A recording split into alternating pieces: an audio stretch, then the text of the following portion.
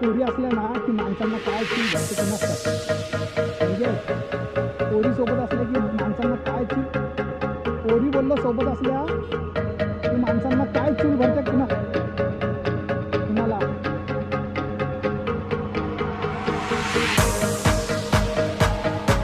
group आला